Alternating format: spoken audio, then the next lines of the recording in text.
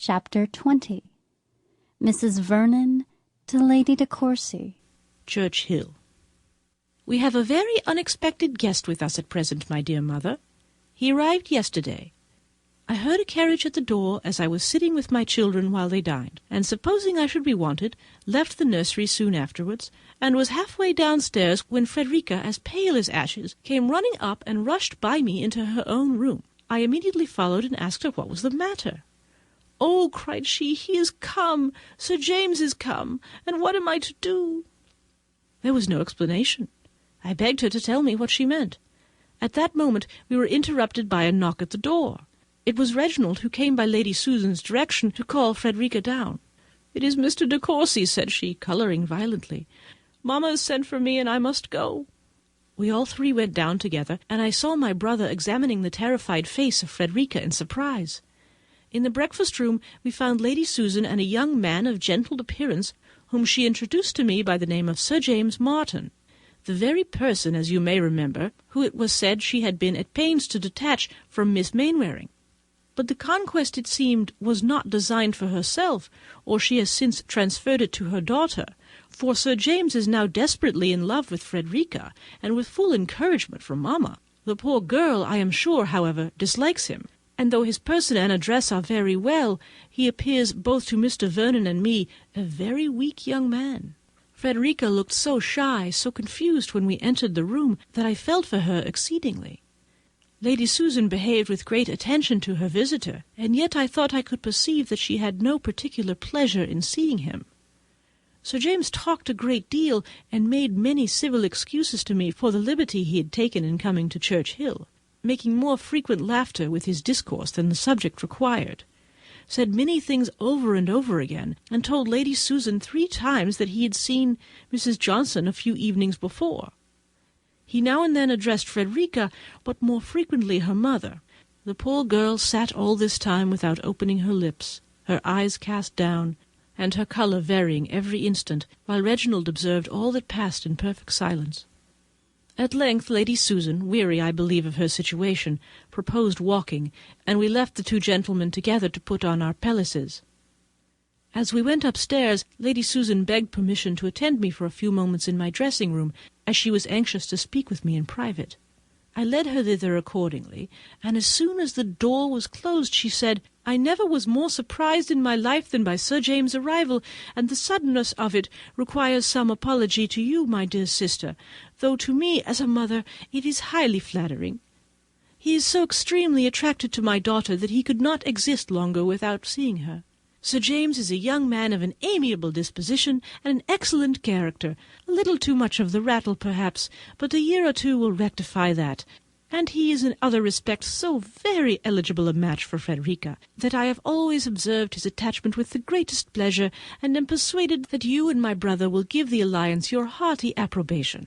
I have never before mentioned the likelihood of its taking place to anyone, because I thought that while Frederica continued at school it had better not be known to exist. But now I am convinced that Frederica is too old ever to submit to school confinement. I have therefore begun to consider her union with Sir James as not very distant. I had intended within a few days to acquaint yourself and Mr. Vernon with the whole business. I am sure, my dear sister, you will excuse my remaining silent so long, and agree with me that such circumstances, while they continue from any cause in suspense, cannot be too cautiously concealed, when you have the happiness of bestowing your sweet little Catherine some years hence on a man who in connection and character is alike unexceptionable. You will know what I feel now. Though, thank heaven, you cannot have all my reasons for rejoicing in such an event. Catherine will be amply provided for, and not, like my Frederica, indebted to a fortunate establishment for the comfort of life." She concluded by demanding my congratulations. I gave them somewhat awkwardly, I believe. In fact, the sudden disclosure of so important a matter took me from the power of speaking with any clearness. She thanked me, however, most affectionately for my kind concern in the welfare of herself and daughter, and then said, "I am not apt to deal in professions, my dear Mrs. Vernon, and I never had the convenient talent of affecting sensations foreign to my heart, and therefore I trust you will believe me when I declare that, much as I had heard in your praise before I knew you, I had no idea that I should ever love you as I now do. And I must further say that your friendship toward me is more particularly gratifying because I have reason to believe that some attempts were made to prejudice you against me. I only wish that they, whoever they are, to whom I am indebted for such kind intentions, could see the terms on which we are now together and understand the real affection we feel for each other. But I will not detain you any longer. God bless you for your goodness to me and my girl, and continue to you all your present happiness. What can one say to such a woman, my dear mother? Such earnestness, such solemnity of expression, and yet I cannot help suspecting the truth of everything she said. As for Reginald, I believe he does not know what to make of the matter. When Sir James came, he appeared in astonishment and perplexity.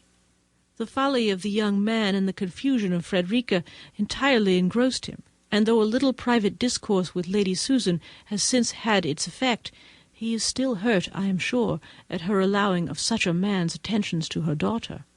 Sir James invited himself with great composure to remain here for a few days, hoped we would not think it odd, was aware of its being very impertinent, but he took the liberty of a relation, and concluded by wishing with a laugh that he might be really one soon. Even Lady Susan seemed a little disconcerted by this forwardness. In her heart, I am persuaded she sincerely wishes him gone. But something must be done for this poor girl, if her feelings are such as both her uncle and I believe them to be. She must not be sacrificed to policy or ambition. She must not be left to suffer from the dread of it. The girl whose heart can distinguish Reginald de Courcy deserves, however he may slight her, a better fate than to be Sir James Martin's wife. As soon as I can get her alone, I will discover the real truth, but she seems to wish to avoid me. I hope this does not proceed from anything wrong, and that I shall not find out I have thought too well of her. Her behaviour to Sir James certainly speaks the greatest consciousness and embarrassment, but I see nothing in it more like encouragement. Adieu, my dear mother. Yours, Catherine Vernon.